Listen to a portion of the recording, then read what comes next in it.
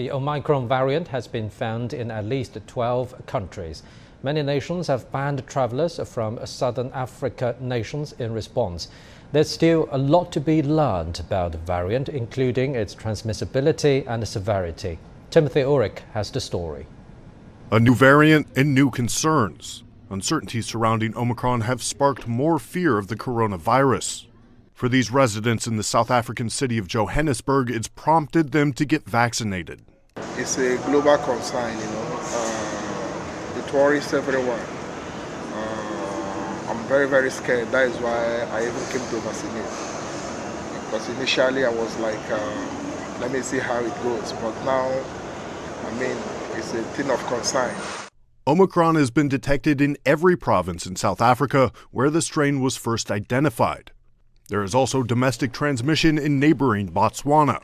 Governments around the world have been scrambling to prevent it from spreading further. Morocco has banned entry of all travelers for 2 weeks, including its own citizens. Many other countries like Rwanda are imposing restrictions on travelers coming from southern Africa.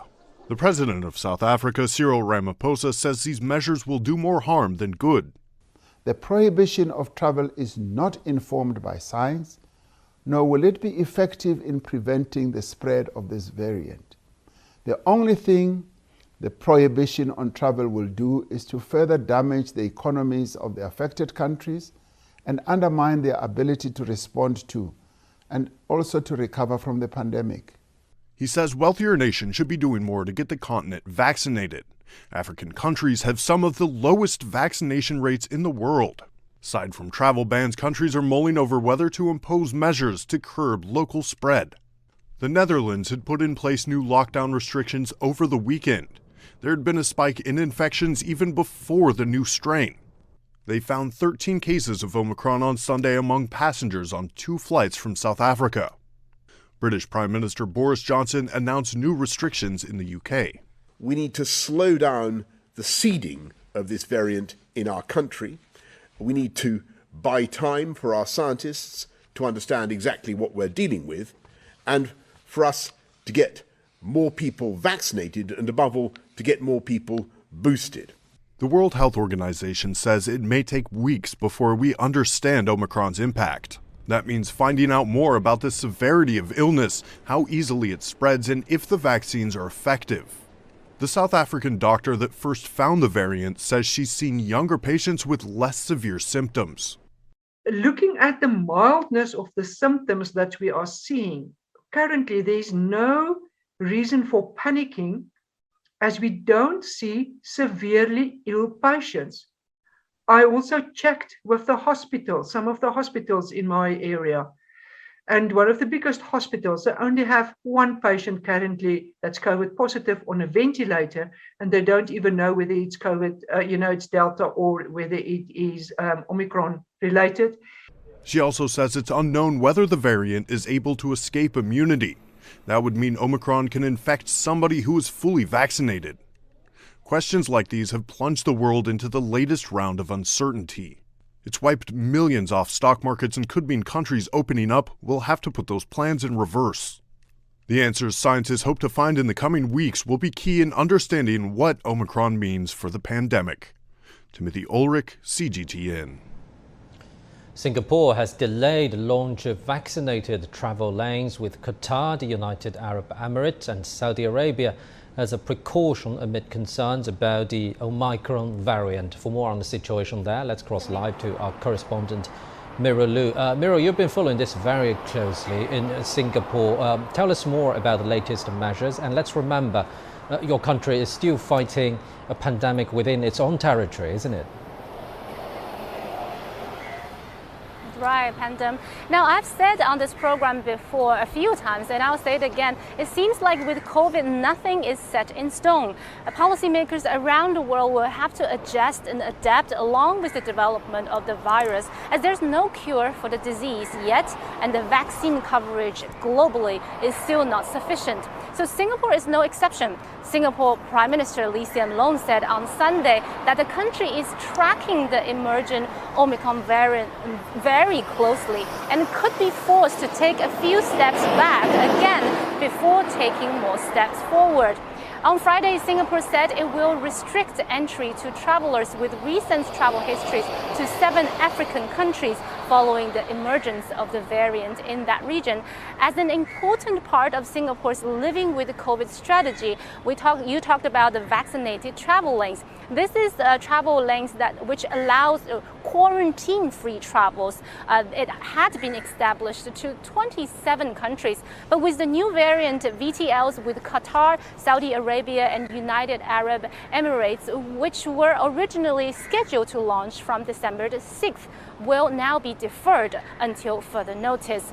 At the same time, Singapore continues to see local COVID cases plunge after a massive wave. The city-state now reported a total of 747 new cases as of yesterday, which is the lowest since September 13th. You mentioned that in the past few months, 2 months, we've seen daily case numbers hovering around 3,000. The highest went to 5,000, but it had came down. And also, more importantly, the weekly infection growth rate in Singapore fell to 0.69. This is the sharpest week-to-week decline in cases since Singapore began releasing the number. But how Singapore and the rest of the world fare will largely depend on how transmissible and infectious this new variant of concern is. As the Singapore Prime Minister said during his speech yesterday, we must be prepared for more bumps along the road. Pandong. Thank you very much and take care. Our correspondent Mira Lu in Singapore. Israel is reimposing some of its strictest curbs, closing its borders to all foreigners after 2 cases of the Omicron variant were discovered. The announcement came just 4 weeks after reopening to tourists. Stephanie Fried reports from Tel Aviv. Israel reopened its borders to incoming tourists in early November after a nearly 2-year shutdown linked with COVID-19. Weeks later, foreigners are banned again after several Omicron cases and hundreds of suspected contact infections were detected in the country. In an effort to outmaneuver Omicron, Israel's coronavirus committee also reintroduced mandatory quarantine for Israelis returning from abroad and controversial phone tracking methods for tracing contact cases. The latest restrictions coincide with a newly introduced countrywide vaccination campaign for 5 to 11-year-olds. Some Israelis suspect the Omicron-linked restrictions are meant to scare parents into vaccinating their kids. This is just a fake thing. It's a politic. It's a knee-jerk reaction, and it's extreme. Too much too soon. They understand the severity of the South African variant, but how many cases are here already? I think it's barely a handful. 80% of people living in Israel are fully vaccinated. Health officials worldwide don't know how effective vaccines are against the new variant. Israeli officials hope to have a clearer answer to that question within weeks. The latest round of restrictions comes at the start of the Jewish Hanukkah holiday, marked by family gatherings and festivals. Israel is the first country to close its borders in response to the new variant's onset. Stephanie Fried, CGTN, Tel Aviv. For more insight into this new variant, let's talk to Dr. Alice Tan, an internist at Ms. Madi Women's Hospital in Seoul. Thank you very much for joining us, Doctor. So as we just heard, the South African president has criticized a number of Western nations for imposing travel restrictions on southern African nations. That looks like many countries' first response, closing borders, travel restrictions. At this initial stage of the discovery of this new variant, would you say there are other options? Well, I listened in on the press conference over the weekend from South Africa, and I have to say I completely understand their dismay and frustration at the reaction of the global community at their news of this emerging potentially dangerous variant. They mentioned that if this is the reaction that countries will face once they report genetic strains that could be problematic, this will totally disincentivize the transparency of reporting of genetic strains and eventually will backfire.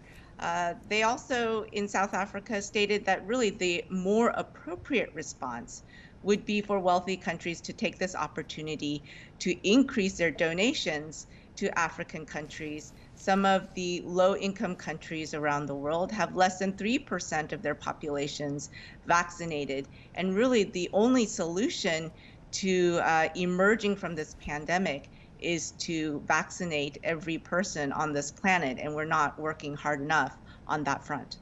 So, Doctor, do you think vaccination is the only way out and the most effective way? Because from earlier stages of the pandemic, we've seen that countries with high vaccination rates still got infection numbers up and down, fluctuating constantly. Do you think physical distancing measures should be put on the same weight as vaccination? I think with the emergence of the Omicron variant, we need to take a multi-layered approach. Vaccination of the unvaccinated is certainly a priority. Making sure that our high-risk vulnerable groups are protected through vaccination is also something that we need to concentrate on. If you are eligible for a booster in your country, I think people should receive the booster shot because there is ample evidence of waning of immunity, especially in the groups that were prioritized to receive the vaccinations early on. That being said, with the Omicron variant, I think countries that have especially high transmission rates should really think about re-implementing non-pharmaceutical interventions such as physical distancing, masking up, avoiding crowds, crowd control, hand sanitizing, all of the measures that worked even before vaccines were available. They will continue to help with the Omicron variant if it ends up being as transmissible as feared. Doctor, what's your initial evaluation on this new variant? Because on Sunday, the World Health Organization characterized it as of concern, and some experts say it's more dangerous than the Delta variant, and some are saying that Omicron may not trigger very severe symptoms. Quite confusing information there. What's your evaluation? Well, on the surface, epidemiologically speaking, since November 8th, so the first case that was detected was drawn from a sample that was procured on November 9th. And on November 8th in South Africa, there were 116 new COVID cases. On November 27th, so 19 days later, they were logging 3,220 new COVID cases. That's a 27-fold increase over less than 3 weeks. So certainly there has been a rapid surge in new cases. However, if we look at the number of new fatalities per day, especially in the last week, we have not seen a proportional rise in new COVID deaths in South Africa. So this would corroborate what we're hearing anecdotally. In the previous segment, one of the physicians in South Africa who is a frontline physician, she's saying that she's not seeing severe disease or any unusual behavior of the Omicron variant as it infects large numbers of people. So I think we do need to wait for the data, look at hospitalization rates, look at other outcome measures before we can draw any conclusions. Thank you very much, Dr. Alice Tan in Seoul.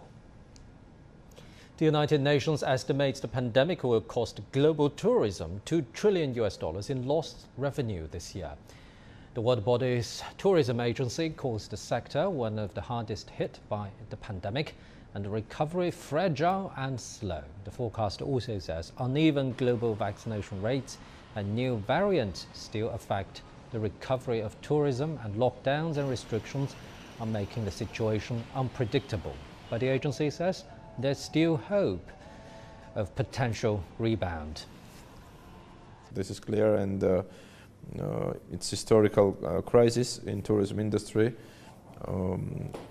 But again, tourism has a power to recover quite fast, and we saw that in 2021, the current year, it was absolutely different from 2020. Our recommendation is always to have unified and harmonized protocols everywhere.